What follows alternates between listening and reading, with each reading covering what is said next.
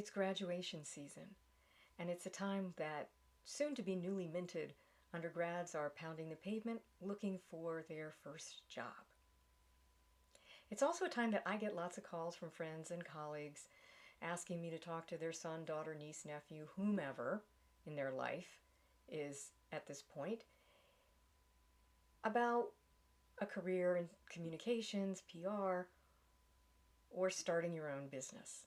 And I'm happy to have these conversations, but more often than not, I find them incredibly frustrating and a waste of my time. And that's because people aren't networking respectfully. So here are 3 basic tips for how to do that well. Number 1, do your homework. Take the time to find out about the person you're going to be talking with. Look at their social media, look at their company website, see if they've written any interesting articles. Now you want to be careful that you don't look like you're stalking, but you want to understand who they are so that you can have a meaningful conversation. Number 2, be prepared to ask good questions, and you can only do that if you've done your homework. Come to the conversation prepared to ask them about the industry that they're in or the journey that they've been on, how they made certain decisions. A sales trainer once told me that if you are doing all the talking, you are not selling. Getting people to talk about themselves and their journey can be really helpful to you. And it may stimulate them to think about things in a different way, which further develops a relationship.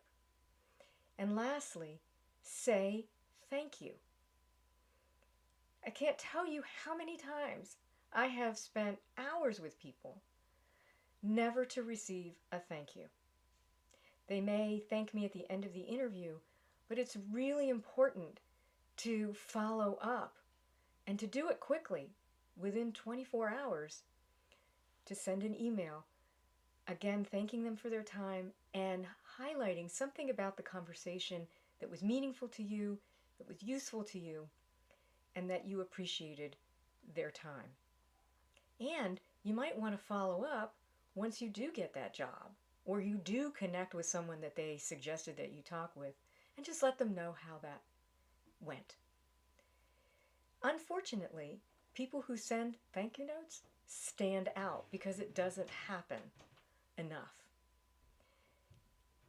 Do your homework, ask good questions, say thank you. That's at the core of respectful networking and getting you closer to the job that you want.